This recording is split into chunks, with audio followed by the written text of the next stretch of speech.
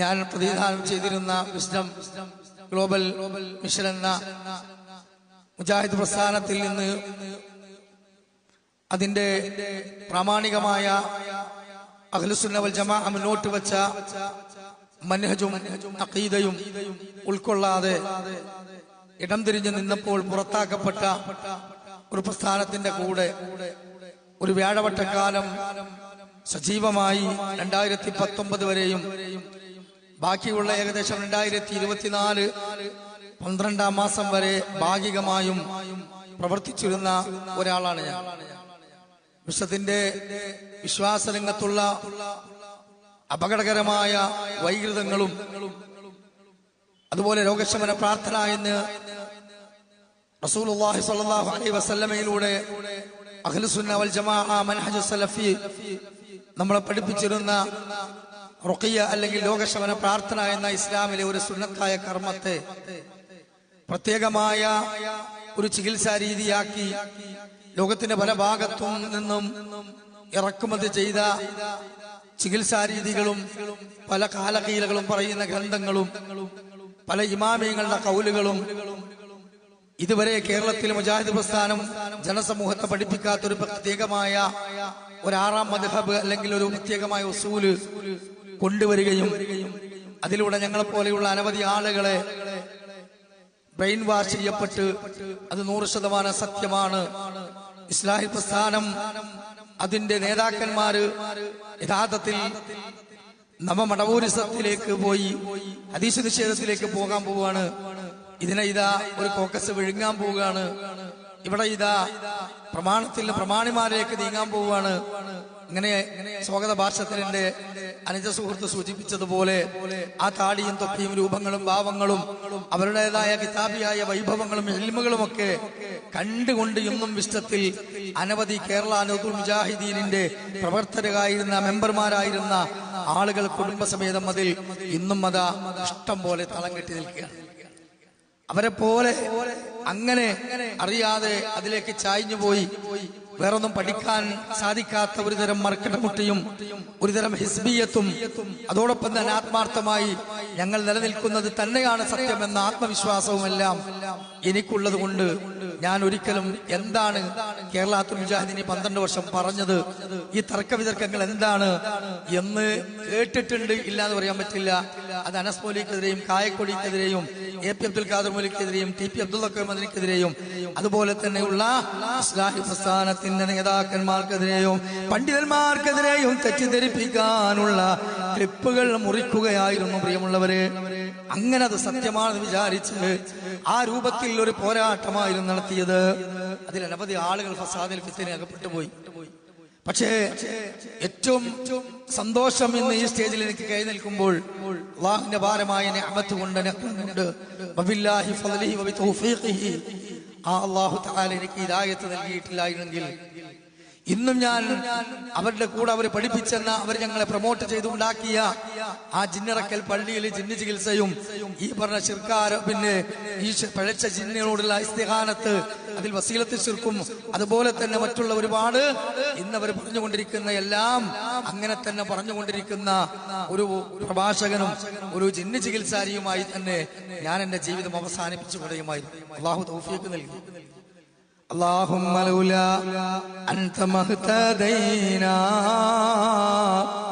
ولا تصدقنا ولا صلينا وأنزلا سكينة علينا وثبت الأقدام إلا قينا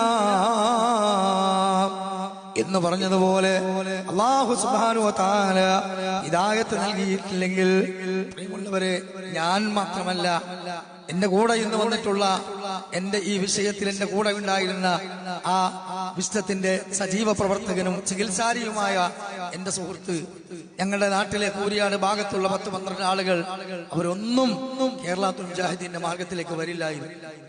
പക്ഷെ അറിയാനും പഠിക്കാനും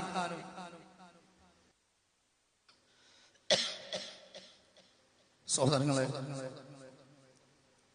നമ്മുടെ പ്രഭാഷണത്തിന് ശേഷമാണ് നമ്മുടെ ഈ പള്ളിയിലെ ഔദ്യോഗിക ജമാഅത്ത് നമസ്കാരമെന്ന് അറിയിച്ചിട്ടുണ്ട്.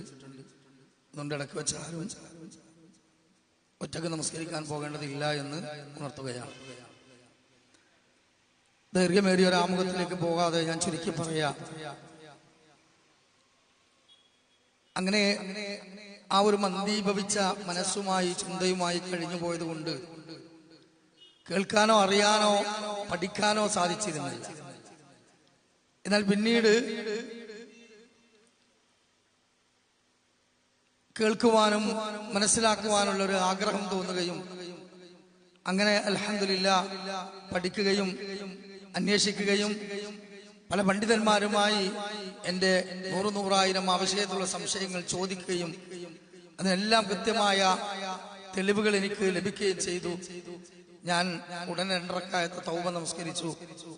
എന്നിട്ട് അല്ലാഹു തആലയിലേക്ക് അഗാധമായി ഇസ്തിഗ്ഫാർ ചെയ്തു. പൊതുജന സമൂഹത്തിന് മുമ്പിൽ മാപ്പപേക്ഷിച്ചു. അതേപോലെ തന്നെ ഞാനുമായി ബന്ധപ്പെട്ട ഈ ചികിത്സയുമായ വിഷയങ്ങളിൽ അറിയാവുന്നവർക്കൊക്കെ ഞാൻ വിവരങ്ങൾ പറഞ്ഞു. അതിനുശേഷം അല്ലാഹു തആല പഠിപ്പിച്ച അല്ലെങ്കിൽ കൽപ്പിച്ച ഒരു കാര്യമാണ് ഫബയ്യനു. ഈ കാര്യം ജനസമൂഹത്തെ ബോധ്യപ്പെടുത്തണം. കാരണം 12 വർഷം ഈ കേരള നദുത്തുൽ മുജാഹിദീൻ എന്ന മാതൃപ്രസ്ഥാനത്തിന്റെ മാറിടത്തിന്റെ എല്ലാ പ്രോട്ടീനുകളും വലിച്ചു കുടിച്ച് മഹത്തായ ആദർശ പ്രസ്ഥാനത്തെയും അതിന്റെ വന്ധ്യവയോഗ്യന്മാരായ പണ്ഡിതന്മാരെയും പണ്ഡിത സഭയെയും ആ പ്രഭാഷണത്തിന് വേണ്ടി ദഅവത്തിന് വേണ്ടി പ്രഭാഷണം നിർവഹിച്ചു കൊണ്ടിരിക്കുന്ന ആ മേഖലയിൽ ആളുകളെ മുഴുവനും അല്ലാഹു തആല എനിക്ക് തന്ന ആ നാവ് ഉപയോഗിച്ച് സത്യസന്ധമാണെന്ന് വിചാരിച്ചുകൊണ്ട് ഞാൻ ഒരുപാട് ഫിത്നക്ക് ഉപയോഗിച്ചിട്ടുണ്ട്. അതുപോലെ ഇവർ പഠിപ്പിച്ചു തന്നതും പ്രൊമോട്ട് ചെയ്ത് ഞങ്ങളെ കൊണ്ടുപോയി ഇവരുടെയൊക്കെ സംസ്ഥാന ജില്ലാ മണ്ഡലം ഭാരവാഹികളുടെ വീടുകളിൽ എന്നെപ്പോലെ മാത്രമല്ല മറ്റു പല ആളുകളും ഇന്നും അതിനകത്ത് രഹസ്യമായി ചികിത്സ മേഖലയിൽ പോകുന്നവരുണ്ട്. പരസ്യമായി തന്നെ അവരിൽ നിന്ന് വേറിട്ട് നിന്ന് ചെയ്യുന്നവരുണ്ട്. അവരുടെ അടുത്തേക്ക് ഇന്നും പോകുന്ന അനവധി ആളുകളുണ്ട്. ഇവരൊക്കെ ഞങ്ങളെപ്പോലത്തെ ആളുകളെ കൊണ്ടുപോവുകയും ഏതൊരു അന്ധകാരത്തിൽ നിന്നാണോ ഏതൊരു ഇസ്മിന്റെയും ചരടിന്റെയും നൂലിന്റെയും ഇത്തരത്തിലുള്ള ജിന്നുമ്മയും ജിന്നി ബീവികളും കൂക്കലും നിലവിളിയും അടിച്ചമർത്തലും അത്തരത്തിലുള്ള പ്രവർത്തനത്തിൽ നിന്ന് ഈ സമുദായത്തെ കൊണ്ടുവന്നെങ്കിൽ അതിന്റെ ഒരു പുതിയ വേശ്യനായി എന്ന് പറയാ ഒരു എക്സിക്യൂട്ടീവ് മന്ത്രവാദി എന്ന് വേണമെങ്കിൽ പറയാ ആ രൂപത്തിലേക്ക് മാറി ഞാനും എന്നെ പോലെയുള്ള പല ആളുകളും ഇതിനുള്ളിൽ വ്യതിയാനത്തിലായിരുന്നു. ഞങ്ങളെ തിരുത്തിയിട്ടില്ല, വിളിച്ചുപദേശിച്ചിട്ടില്ല. അതൊക്കെ കളവാണ്, പച്ചക്കളവാണ്. എന്നെ കുറിച്ച് പല പ്രദേശങ്ങളിൽ പ്രചരിപ്പിച്ചുകൊണ്ടിരിക്കുന്നത് എനിക്കറിയാം. എന്താണ് സാജിത്തിരങ്ങാടി ഇതിനകത്ത് ഉണ്ടായിരുന്നു, പക്ഷെ ഓന് വേണ്ടാത്ത തരത്തിലുള്ള കുറെ ശിർക്ക് ബിദഅത്ത് ചികിത്സകളൊക്കെ ചെയ്ത് ഇതൊരു ഏർപ്പാടാക്കി ഒരു പൈസ ഉണ്ടാക്കുന്ന പണിയാക്കിയപ്പോ ഞങ്ങൾ ഉപദേശിച്ച് നന്നായി അപ്പൊ കുറിച്ച് പുറത്താക്കിയതാണ്. ഇത് സ്വാഭാവികമായിട്ടും സമസ്ത പ്രസ്ഥാനത്തിൽ നിന്നൊരു സഖാഫിയോ ഒരു ഫൈസിയോ അവരെ സജീവമായ ഒരു പ്രവർത്തകരൊക്കെ പോന്നാൽ സ്വാഭാവികമായിട്ടും ആ പ്രസ്ഥാനത്തിന്റെ ആൾക്കാർ പറയുന്ന ഒരു നിലവാരം കുറഞ്ഞ തുരുപ്പ് ഷീറ്റ് മാത്രമാണത്. ഒരിക്കലും അതല്ല സത്യം. മറിച്ച് ഞാൻ അവരുടെ കൂടെ ഈ നിഗൂഢതകളിൽ പ്രവർത്തിച്ചതും ഈ അന്ധകാരത്തിൽ ഞങ്ങൾ അകപ്പെട്ടതും അവർ ഞങ്ങളെ പഠിപ്പിച്ചതാണ്, പ്രൊമോട്ട് ചെയ്താണ്, ഇതിലൊക്കെ തെളിവുണ്ട് എന്ന് പറഞ്ഞു. വ്യക്തമായ രേഖകൾ ഞാൻ വിട്ടു. അതുമായി ബന്ധപ്പെട്ട വീഡിയോസുകളും വോയിസുകളും ഞാൻ വിട്ടു. ഇവരുടെയൊക്കെ വീടുകളിൽ ഇത്തരത്തിലുള്ള ചികിത്സകൾ നടന്നു എന്ന് പറഞ്ഞാൽ നിങ്ങൾ വിചാരിക്കും അത് ഖുർആനോത്തും പ്രാർത്ഥനയല്ലേ, അതന്നെ ഒരു ചികിത്സാ രീതിയല്ല. അത് മാത്രമാണെങ്കിൽ തന്നെ അതല്ല സഹോദരങ്ങളെ, വിശദീകരിക്കാൻ ഒരുപാടുണ്ട്. അള്ളാഹു തൗഫീഖ് ചെയ്ത മറ്റൊരു അവസരത്തിൽ നമുക്ക് വരേണ്ടി വന്നാൽ നമുക്ക് വളരെ നന്നായി ദീർഘമേറിയ വിശദീകരണം നടത്താം. തികച്ചും അനിസ്ലാമിക രീതികൾ. കാരണം ഇവിടെ സ്വാഗത ഭാഷയിൽ സൂചിപ്പിച്ചതുപോലെ അയ്യും ഹാദറും ഖാദറുമായ പിശാചിനോട് അവർ നമ്മുടെ മുമ്പിൽ ഉണ്ട് എന്ന് വിശ്വസിച്ചുകൊണ്ട് അല്ലെങ്കിൽ അവരുടെ കൈവിൽപ്പെട്ട കാര്യങ്ങൾ ചോദിച്ചാൽ അത് തൗഹീദിന് വിരുദ്ധമല്ല, ശിർക്കാവുകയില്ല, അതൊരിക്കലും തന്നെ എന്തല്ല ലാ ഇലാഹ തകർക്കുന്ന വിശ്വാസമല്ല എന്ന് ഇന്നും വാദിച്ചു പഠിപ്പിക്കുന്നവരാണ്. അതുകൊണ്ട് തന്നെ ആ കാഷ്ടത്തിലും നജസ്സിലും തോന്നിയാസങ്ങളിലും കഴിഞ്ഞുകൂടുന്ന പിശാചിന് വേദിന്റെ വാദിക്കാൻ മാതൃപ്രസ്ഥാനത്തിന് പുറത്താക്കപ്പെട്ടപ്പോൾ ഇഷ്ടമെന്നൊരു പേരിട്ടുകൊണ്ടുണ്ടാക്കിയ പ്രസ്ഥാനത്തിൽ ജീവിക്കുന്നവർക്ക് അതിലൂടെ ചികിത്സയിൽ പോകുന്നവർക്ക് സ്വാഭാവികമായിട്ടും ഉണ്ടാകുന്ന വ്യതിയാനങ്ങൾ അതെനിക്കുണ്ടായിട്ടുണ്ട്. ഇനി മാത്രല്ല ഇന്നെ പുറത്താക്കിയത് അതുകൊണ്ടാണെന്ന് ഇവിടുത്തെ സഹോദരങ്ങൾ വിശ്വസിക്കുന്നുണ്ടെങ്കിൽ, വിശ്വത്തിന്റെ ആൾക്കാരെ മറ്റോടെ കേട്ടവർ ഉൾക്കൊള്ളുന്നുണ്ടെങ്കിൽ ഞാൻ അവർക്ക് വേണ്ടി വാദം സമ്മതിച്ചില്ല. അങ്ങേക്കോട്ടെ, അങ്ങനെ വഴിതെറ്റി കശുവും ഷിർക്കിന്റെ ചികിത്സയൊക്കെ ആയിട്ട് നടന്നപ്പോ സാജിദിനെ കുറിച്ച് പുറത്താക്കിയതാണ്, കായുണ്ടാക്കാൻ വേണ്ടിയിട്ട് ഏർപ്പാടായിട്ട് നടന്നു എന്നാണ്. ശരി, അങ്ങനെയാണെങ്കിൽ ഞാൻ 2019 6 മാസമാണ് എന്നെ മാറ്റിയിരുത്തപ്പെടുന്നത്. ഇതിനു വേണ്ടിയല്ല കേട്ടോ, മറിച്ച് ഈ ചികിത്സകൾ പലയിടത്തും പ്രശ്നങ്ങൾ ഉണ്ടാക്കിയപ്പോ അബൂബക്കർ സലഫിയും ഫൈസൽ മുസ്ലിയാരും അതേപോലെ തന്നെ സാദിഖ് മദനിയും എന്റെ അടുത്ത് ജാമിഅൽ ഹിന്ദിൽ വെച്ച് എന്നോട് പറഞ്ഞ എന്താരോ, സാജിദ് നമ്മളെ വീടുകളിലെ പ്രവർത്തകന്മാരുടെ വീട്ടിലൊക്കെ വേഗം പെട്ടിയെടുത്ത് പോകാൻ പോകുന്നുണ്ട്, പലരും പോകുന്നുണ്ട്, പ്രൊഫഷനായി പോയി, അതുകൊണ്ട് ഇത് തൽക്കാലം എന്ത് ചെയ്യാതെ രഹസ്യമായിട്ട് ചെയ്യാം, ഒഴിവാക്കണം എന്നല്ല, അന്ധവിശ്വാസമാണെന്നല്ല, തെളിവില്ലാത്തതല്ല, അത് രഹസ്യമായി ചെയ്തോ. എന്നിട്ട് എന്താ കാരണം എന്താ വെച്ചാൽ എന്തെങ്കിലും ഇഷ്യൂസ് ഉണ്ടായപ്പോ ചെന്നൈയിലൊക്കെ നമ്മളിത് മാറിയിരുന്ന ഫാറൂഖ് എന്ന വിശ്വത്തിന്റെ ചികിത്സകനെ പിടിച്ചതുപോലെ പ്രശ്നങ്ങളുണ്ടായി. എന്നൊക്കെ സ്റ്റേഷനിലേക്ക് വിളിപ്പിച്ചതൊക്കെ അല്ലേ ജയിലല്ലേ, ഇല്ലെങ്കിലും അങ്ങനെ ആയിക്കഴിഞ്ഞാൽ എന്തെങ്കിലും പ്രശ്നം ഉണ്ടായി കഴിഞ്ഞാൽ നമുക്ക് പ്രശ്നമാണ്. പിന്നെ അനീഫ് കായക്കൊടിയും അതുപോലെ തന്നെ അലിമദനിയും APK വിഭാഗങ്ങളൊക്കെ ക്ലിപ്പിട്ടും നമ്മളെ കൂട്ടത്തിൽ ഒരാളെ പിടിച്ചു വന്നു. അപ്പൊ ഈ ഒരു ഭൗതികത പോയി. അപ്പൊ ഞാൻ ചോദിച്ച്, ഈ വാതിൽ എന്നേക്കുമായി അടച്ചു കളയേണ്ടതാണ്, ഇത് തുറക്കാൻ പാടില്ല എന്ന് ആ കേരള ജമിയത്തുൽ പണ്ഡിതന്മാര് അന്ന് പറഞ്ഞു തന്നപ്പോ അത് ഒപ്പിട്ടാണ് അയ്യപ്പനപ്പ എന്ന് പറഞ്ഞു പോകുന്നോണ്ടല്ലേ ഇന്നിങ്ങനെ പറയേണ്ടതെന്ന് ചോദിച്ചാൽ മുണ്ടാട്ടല്ല. കാരണം അതിന് മുന്നേ പറഞ്ഞിട്ടുണ്ടല്ലോ, ഈ അപകടത്തിൽ എത്തേണ്ടെന്ന് ആദ്യം കണ്ടിട്ടുണ്ടല്ലോ, ഇല്ലേ? ഉണ്ട്. അത് കേൾക്കാത്തത് കൊണ്ടാണ് ഈ അപകടം ഉണ്ടായത് എന്ന് വളരെ വ്യക്തമായാണ് ബോധ്യപ്പെട്ടു. അപ്പൊ ഞാൻ പറഞ്ഞത് കാബഡിയാണ്, നിർത്താൻ പറ്റൂല. നിങ്ങളാ പറഞ്ഞത് വലിയ പുണ്യകർമ്മമാണ്, മർദ്ദനെ സഹായിക്കലാണ്. ഒക്കെ എന്റെ വീഡിയോ പലരും പ്രചരിപ്പിക്കുന്നുണ്ട്, ശരിയാണത്. ഓര് പറഞ്ഞതാ അഫ്ളലു ഷഹീദ് എന്നാണ്, അഥവാ ഈ മാർഗത്തിൽ മരണപ്പെട്ട ഷഹീദില് ശ്രേഷ്ഠതയുണ്ട്. അതേപോലെ തന്നെ ദായിയും റാക്കിയും തമ്മിൽ വ്യത്യാസമുണ്ട്. ദായി എന്ന് പറഞ്ഞപ്പോ നമ്മളെ പ്രവർത്തകന്മാർ പ്രഭാഷകന്മാർ, റാക്കി എന്ന് പറഞ്ഞാൽ ഓല് മനുഷ്യർക്കും ദേവത്തർത്തും ജിന്നക്കും ദേവത്തർത്തും ഒരേപോലെ. ഇവിടെ കുറ്റിക്കാട്ടിലും പോയക്കരിലും അല്ല, ഇവിടെ ഈ തടിമലുണ്ട് എന്ന് വിചാരിച്ചു ഖുറാൻ വെച്ച് ഓതുമ്പോ ആദറാകും, ഇളകും കൂക്കും, ഞാൻ പോകൂല എന്നൊക്കെ പറയും. അപ്പൊ ഓനായിട്ട് വയലറിയണതാ ഞങ്ങളോട് പഠിപ്പിച്ചത്, തെളിവിന്റെ കയ്യിലുണ്ട്, വെറുതെ പറയല്ല.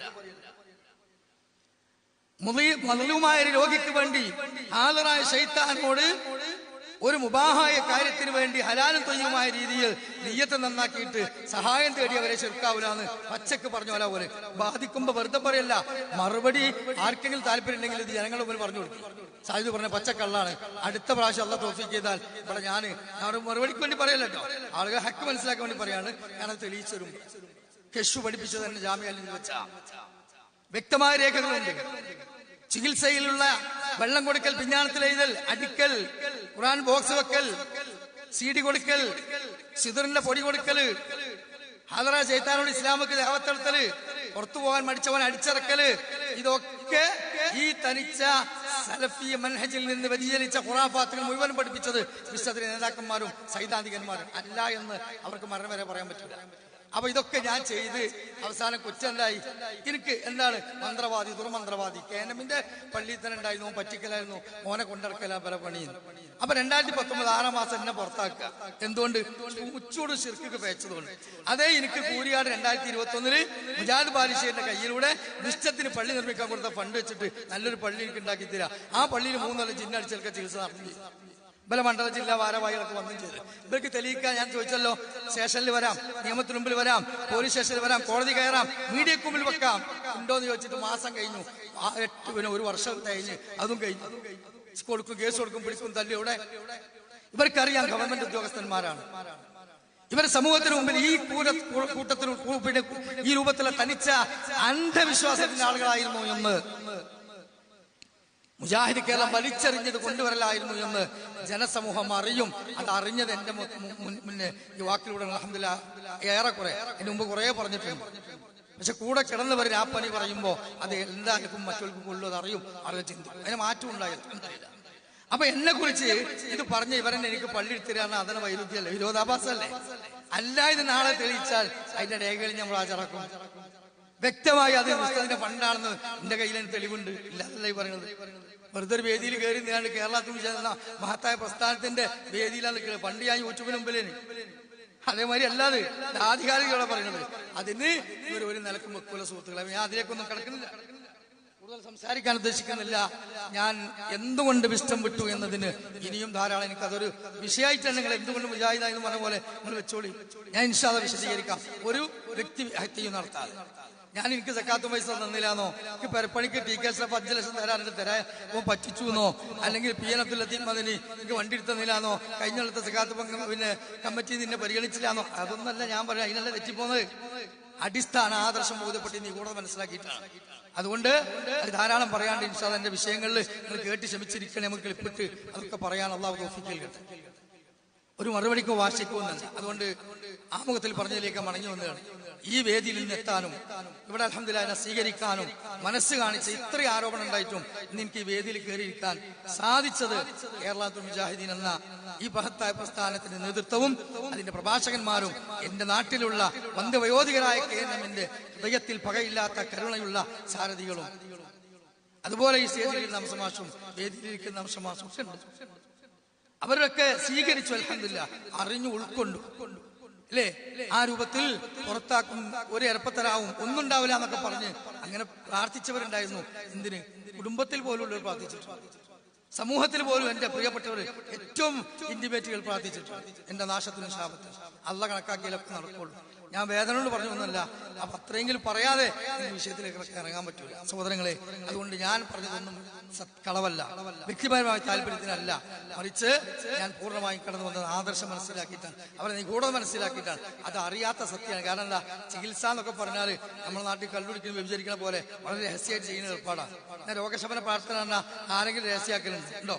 ആശുപത്രി പോയി നിങ്ങൾ പ്രാർത്ഥിക്കല്ലേ അല്ലേ? അതന്നല്ലേ രോഗശമന പ്രാർത്ഥന നോക്കിയ. അതിനോടെ ചെലവ്, അതിനോടെ റൂം, ഇവിടെ ഒരു ബോക്സ് വെക്കല്, എന്തിനാ ഇടങ്ങാറായാലും ഒന്നുമില്ല. അതിനെന്താ വണ്ടി വിളിച്ച് മറ്റുള്ളവർക്ക് പോകേണ്ട ആവശ്യം? അതായിരുന്നു ഇവിടെ 12 കൊല്ലം. ഇപ്പോഴും എവിടേക്കാ പോണത്? ഇത് പറയാൻ ഒരാളില്ലെങ്കിൽ അവരെ സഹോദരങ്ങളെ പൊരുത്തം വിട്ടുപോകും. തെളിവുകൾ എന്റെ കയ്യിലുണ്ട്. അതുകൊണ്ട് ഞാൻ എന്ന് ഉദ്ദേശിച്ച വിഷയത്തിന്റെ ആമുഖത്തിലേക്കും മർമ്മത്തിലേക്കും വരികയാണ്. അതുകൊണ്ട് ഈ പ്രദേശത്തുള്ള KNM-ന്റെ കാരണവന്മാർ, എന്റെ പ്രവർത്തകന്മാർ എല്ലാവർക്കും അല്ലാഹു തആല സന്മനസ്സും ഖൈറും ബർക്കത്തും നൽകട്ടെ. ഈ ആദർശത്തിൽ മരണം വരെ നിന്ന് നമുക്കും എല്ലാവർക്കും ഈ തൗഹീദിന് വേണ്ടി നിലകൊള്ളാൻ അല്ലാഹു തൗഫീഖ് നൽകുമാറാകട്ടെ. ഉമ്മമാര്, സഹോദരിമാര്, ഇവരൊക്കെ ദുആകൾ ഉണ്ടാവും. അല്ലാഹു എല്ലാവർക്കും ഖൈറും ബർക്കത്തും എല്ലാ മുറാദും ഹാസിലാക്കി കൊടുക്കുമാറാകട്ടെ. നാളെ ആഖിറത്തിൽ ജന്നാത്തുൽ ഫിർദൗസിൽ അല്ലാഹു നമ്മെ ഉൾപ്പെടുത്തുമാറാകട്ടെ. എന്റെ സഹോദരങ്ങളായ വിശ്വങ്ങൾ തെറ്റിദ്ധരിച്ച് ഇന്നും അബദ്ധത്തിൽ കഴിയുന്നവർ അല്ലാഹു ഹിദായത്ത് നൽകുമാറാകട്ടെ. ഇത് കേട്ട് തെറ്റിദ്ധരിച്ചവർ എന്റെ ക്ലിപ്പുകൾ ഇഷ്ടം പറഞ്ഞ ഒരു മറുപടിക്കാണെങ്കിൽ അനസ്മലിക്കും കായക്കുടിക്കൊക്കെ ഞാൻ പറഞ്ഞത് മുറിവേൽപ്പിച്ചത് എത്രയാണ് ഒക്കെ ഞാൻ കൊണ്ടുവന്നിടും. കാരണം അനസ്മലിയെ എങ്ങനെ സ്റ്റേജിൽ നിർത്തിയവര് ഹറാസ് ചെയ്യാൻ ശ്രമിക്കുന്നു, അതുപോലെ നിലനിൽപ്പിന് വേണ്ടി ആയത്തോ ഹദീസോ ഇല്ലാത്തവർ അതും പൊളിച്ചു ചെയ്തു. അപ്പോൾ ഞാൻ വരും ഇൻഷാ അല്ലാഹ് വളരെ സുഖകരമായിട്ട്. ആടന്മാര് പറഞ്ഞ ഒറ്റ ചൊല്ലെന്താ, പുണ്ണാക്കൊണ്ട് മേക്കളിയാ. പുണ്ണാക്ക് പറഞ്ഞാൽ ഈ കൊപ്പരാട്ടുമ്പോ കിട്ടുന്ന സാധനമാണ്. വെളിച്ചെണ്ണ ആട്ടി കഴിഞ്ഞാൽ കിട്ടുന്ന കൊപ്പറക്കാണ് പുണ്ണാക്ക് പറയാം. ആ പുണ്ണാക്ക് വെളിച്ചെണ്ണ കൈമണ്ടാവും, ആ പുണ്ണാക്ക് കൊണ്ടൊന്ന് തുറച്ചിടും. ആ പണി ഇൻഷാ അല്ലാഹ് ഞാൻ തന്നെ ചെയ്യേണ്ടി വരും. അല്ലാഹു തആല അങ്ങനെ ഒരു മറുപടി ഒരു അവസ്ഥ പലയിടത്തും വരികയാണെങ്കിൽ അതിന് ഞാൻ തയ്യാറാണ്. കാരണം ഞാൻ ഉണ്ടാക്കിയ മുറിവ് അല്ലാഹു തആല തന്ന തൗഫീഖ് കൊണ്ടും ഇൽമ കൊണ്ടും അല്ലാഹു തന്ന ആ കഴിവ് കൊണ്ടും ഞാൻ തന്നെ ഇൻഷാ അല്ലാഹ് ഉണക്കി തരാം. നിങ്ങൾക്ക് ഒരു മാനക്കേടും അല്ലാഹുവിന്റെ തൗഫീഖ് കൊണ്ട് ഇസ്ലാം പ്രസ്ഥാനം ഇനി ഞാൻ മരണം വരെ ഉണ്ടാക്കുക. അല്ലാഹുവിന്റെ സാക്ഷ്യത്തെ അങ്ങ് ഉറപ്പുതരാം. ഈ സംഘടന മുന്നോട്ട് വെക്കുന്ന ഇസ്ലാമിക ചിട്ടവട്ടങ്ങളിൽ സലഫി മനഹജ് അനുസരിച്ച് കേരളത്തുൽ മുജാഹിദിന്റെയും ജമിയത്തുൽ ഉലമയുടെയും ഒരു ഒതുങ്ങിയ പ്രവർത്തകനായി ഇൻഷാ അല്ലാഹ് മരണം വരെ ജീവിക്കാൻ അല്ലാഹു തൗഫീഖ് ചെയ്തിട്ട് മാറിയ വേറെ ഒരു ദുനിയാവിന്റെ ലാഭമില്ല. ആരൊക്കെ എന്ത് പ്രചരിപ്പിച്ചാലും അല്ലാഹുവാണ് സാക്ഷി. അല്ലാഹുമ്മ ഷ്ഹദ്, അല്ലാഹുമ്മ ഷ്ഹദ്, അല്ലാഹുമ്മ ഷ്ഹദ്. നീ സാക്ഷിയാണ്. സഹോദരങ്ങളെ, മുഅ്മിനീങ്ങളെ, ഇന്ന് കേരളത്തിൽ ഈ കാണുന്ന മുഴുവനും നവോത്ഥാനത്തിന്റെ തെളിമകളും വളർച്ചകളുമെല്ലാം വെറുതെ ഉണ്ടായതല്ല. ഇതിന്റെ പിന്നിൽ അങ്ങേയറ്റം ചീമുട്ട കൊണ്ടേറും ഊരുവിലക്കുകളും മയ്യത്ത് ഖബർസ്ഥാനിൽ മറവ് ചെയ്യാൻ കഴിയാതെ തട്ടിക്കളിക്കുന്ന ദിനരാത്രങ്ങളും അങ്ങനെ ത്യാഗത്തിന്റെ കടൽപദങ്ങൾ താണ്ടിക്കൊണ്ടാണ് ഇന്ന് ഇസ്ലാഹി പ്രസ്ഥാനവും അതിന്റെ ആനുകൂല്യങ്ങൾ നുണഞ്ഞുകൊണ്ടിരിക്കുന്ന ഇതിൽ നിന്ന് ഇതിന്റെ മാറിടം പിച്ചു ചീന്തി പുറത്തുപോയ എല്ലാ മുജാഹിദ് എന്ന കള്ളനാണയ പേരിടുന്നവരും അല്ലാത്ത ഇംഗ്ലീഷ് പേരിടുന്ന ഇഷ്ടമിടുന്നവരൊക്കെ ചിന്തിക്കുക. അവരൊക്കെ ഇതിന്റെ ആനുകൂല്യം പിന്നെ എന്താണ് ഇപ്പോഴും ഹറാമായ രൂപത്തിൽ ഉപയോഗിച്ചുകൊണ്ടിരിക്കുക. ത്യാഗങ്ങളുടെ കടൽപദങ്ങളിലൂടെ തൗഹീദിന് വേണ്ടി സഞ്ചരിച്ച ഇസ്ലാഹി പ്രസ്ഥാനം ഇന്ത്യൻ ഭരണഘടനാ ആക്ട് പ്രകാരം 924 ഇത് രൂപീകരിച്ചത് എന്ന് നമ്മൾ പറയേണ്ട സമസ്തക്കാരെന്ന് പറഞ്ഞിട്ടുണ്ട്. എന്നാൽ ഖുർആനിലേക്കും സുന്നത്തിലേക്കും മടങ്ങിയാലല്ലാതെ നമുക്കിടയിലുള്ള വിശ്വാസരംഗത്തും കർമ്മരംഗത്തും അനുഷ്ഠാനരംഗത്തും എന്ന് മാത്രമല്ല നമ്മുടെ കുടുംബ ജീവിതത്തിന്റെ എ മുതൽ സെറ്റ് വരെയുള്ള ദൈനംദിന പ്രശ്നങ്ങൾക്ക് പരിഹാരം വേണമോ?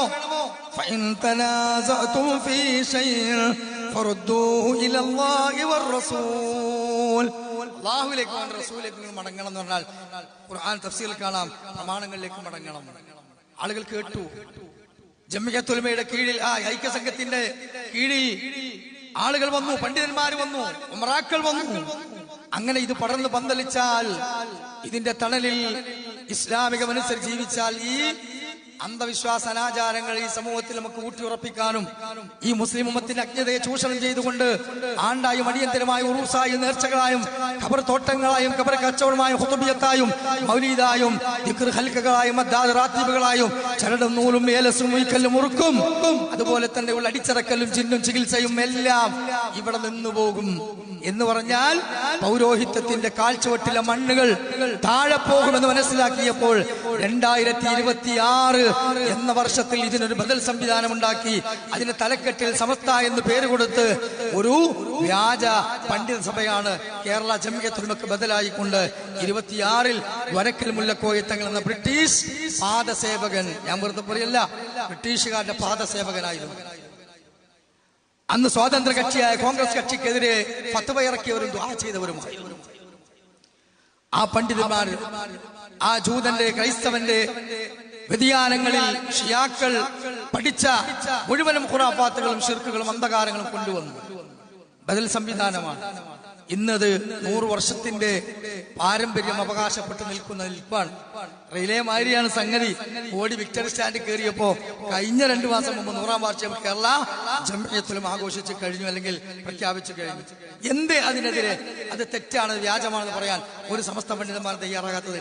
അവർക്കറിയാം അത് 2ാം സംഘടനയാണിത്, അതാണ് ഒന്ന്. അപ്പൊ ആരാണ് യഥാർത്ഥത്തിൽ മാതൃപ്രസ്ഥാനത്തിൽ നിന്ന്, ആ മഹത്തായ ഐക്യത്തിൽ നിന്ന് വിഘടിതമായി പുറത്തുപോയത്? ആദ്യത്തെ ഭിന്നിപ്പുകാർ ആരാ? സമസ്ത കേരള ജംഇയ്യത്തുൽ ഉലമ എന്ന ഓമന പേരിട്ട, അഹ്ലുസ് സുന്ന എന്ന ഓമന പേരിട്ട സമസ്തക്കാരാണ്. ആ സമസ്ത കേരള ഇന്ന് കേരളക്കരയുടെ യാത്രയിൽ പറയുകയാണെന്ന് എന്ന് സമസ്തയിലെ AP വിഭാഗമേ, ദക്ഷിണ കേരള വിഭാഗമേ, ഇസുന്നികളെ, അതുപോലെ തന്നെയുള്ള കുരുവട്ടൂരികളെ, അല്ലെങ്കിൽ മറ്റുള്ള ലക്ഷബന്ദിയ, ചാദിരിയ, ചിസ്തിയ, സുഹറവർദിയ എന്നൊക്കെ പറഞ്ഞ കാക്കത്തുള്ള തൊരീക്കത്തുകാരെ, ഇതൊക്കെ ഉന്നക്കായി പൊട്ടിയമായി ഇതിനുള്ളിൽ പോയതാണ്, സമസ്തയിൽ നിന്ന് പോയതാണ്. നമ്മൾ 6 എന്നൊക്കെ പറഞ്ഞ് കളിയൊക്കെയാണെങ്കിൽ അപ്പുറത്ത് 26, 36 വേറുണ്ട്. അതെന്നെ എണ്ണാൻ നിന്നാൽ ഇനി നമുക്ക് സുബ്ഹാനല്ലാഹ് പോലെ ദിക്ർ പോലെ തീരൂല. അപ്പൊ ആ കോലത്തില് ഒരേ വിശ്വാസക്കാര്, ഒരേ ഇസ്തിഹാസ ജായിസ എന്ന് പറയുന്ന പോലെ ഒരേ ഖബർ സിയാറത്ത് എന്ന ആ മഖാമുകളിൽ പോയി യാറം മൂടി അവിടെയുള്ളവരെ വിളിച്ച് സഹായം തേടുന്നവര്, എല്ലാ വിശ്വാസത്തിലും കർമ്മത്തിൽ പോലും എല്ലാ ബിദ്അത്തും ഒരേപോലെ, ഒരു മാറ്റമില്ല. ചില്ലറ അഭിപ്രായത്തിലും രാഷ്ട്രീയത്തിലും മറ്റൊക്കെ എന്താ ഐക്യപ്പെട്ടു? നമ്മളെ വിളിക്കുകയാണ്. അതിന്റെ മുമ്പ് വിളിക്കേണ്ടത് ആരെയാണ്? സ്വന്തം മുജാഹിദ് പ്രസ്ഥാനത്തിൽ നേരെ വിരൽ ചൂണ്ടുമ്പോൾ അതിന്റെ 3 വിരലുകൾ സമസ്ത എന്ന പെരുമാറിലേക്കല്ലേ ഹമീദ് ഫൈസി അമ്പലക്കടവേ എന്ന് ഞാൻ ചോദിക്കുകയാണ്. അപ്പൊ നിങ്ങൾ ചോദിക്കും, മൂപ്പര് അതവിടെയൊക്കെ പറഞ്ഞു എന്നുള്ള കോലത്തിലൊരു പ്രസംഗമുള്ളപ്പോ നടത്തണം, അങ്ങനെ പറഞ്ഞോ? കേട്ടോളി ഒന്ന്. യാത്രക്കിടയിൽ ഹമീദ് ഫൈസി അമ്പലക്കടവിന്റെ വിശേഷമായ ക്ഷണം ഒന്ന് കേട്ടോളൂ.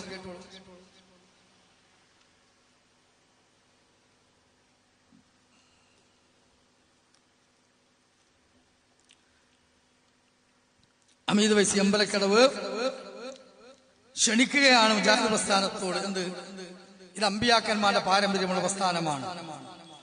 ചോദിക്കുന്നു, സുന്നത്ത് ജമാഅത്തിന് ഞങ്ങളുടെ ഈ ഉസ്താദുമാർ മുതൽ ഹബീബായ തങ്ങൾ വരെയുള്ള കൃത്യമായ, വ്യക്തമായ, ഭദ്രമായ, ശക്തമായ പരമ്പരകൾ അവതരിപ്പിക്കാൻ സാധിക്കുമെങ്കിൽ ഞങ്ങൾ വെല്ലുവിളിക്കുന്നു, നിങ്ങൾക്ക് നിങ്ങളുടെ മൗലവിമാരിലൂടെ ഹബീബായ റസൂലുള്ളാഹി സ്വല്ലല്ലാഹു അലൈഹി വസല്ലം എത്തുന്ന ഒരു പരമ്പര ചൂണ്ടിക്കാണിക്കാൻ സാധിക്കുമോ?